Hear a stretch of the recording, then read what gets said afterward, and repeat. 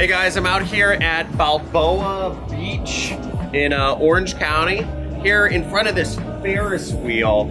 And I want to talk to you today about how to achieve your most ambitious goals.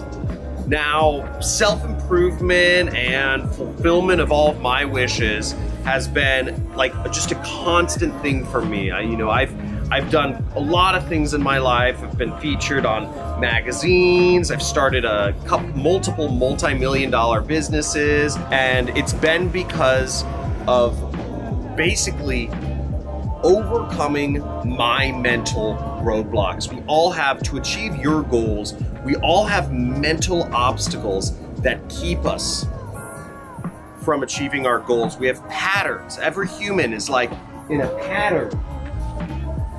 I don't know how, and the first step to overcoming your patterns is recognizing them. All of us have these life patterns where we have our highs and we have our lows. And most of us keep doing the same cycle. Maybe it's in your relationships. You notice you always seem to go for a certain type of man or a certain type of woman, and you'll have a great relationship for a little bit, and then maybe, problems arise and you dump them. And many of us repeat the same patterns over and over and over again, whether it's in our relationships, whether it's in our careers, where we get a job and we think it's great and then we get bored, or we hate our boss, or we hate our coworkers, and then we find a new job where we like our boss and we like our coworkers, and then as time goes on, you begin to have the same resentment.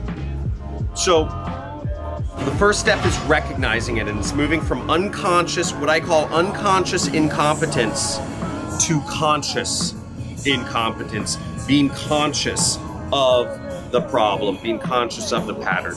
Step 2 is making a decision and moving forward from conscious incompetence, where you recognize a problem is happening, to where you are addressing the problem, where you are consciously competent, is what I call it. Meaning you have to think, you have to be conscious, and you can solve the problem. So if you understand, you will always end up in a certain sort of relationship. You go out of your way to date somebody who's fits a different criteria, or you go out of your way to to find somebody who doesn't get angry all the time. Maybe that's the problem. Or maybe you always find jobs where your boss is really outgoing and you love that, but it ends up being a horrible job, or whatever that is. You go out of your way to find something different. And then the third step is moving from conscious competence to unconscious competence. And unconscious competence means you can build a skill, or you can do well in your relationships, or you can do well in your job, or whatever you're doing, without even thinking. And the only way this comes is from constant experience, lots of experience and constant self-improvement. When you've been conscious of your relationship, how are you acting? How are you reacting to your partner in a relationship? Are you learning what it models for successful relationships? Or if it's in your job, are you learning how to do better in your job? And are you being conscious of it long enough until you get you those 10,000 hours in and you can do anything you want? So if you guys like the video, like, subscribe, comment, hit that like button, boom, boom, boom.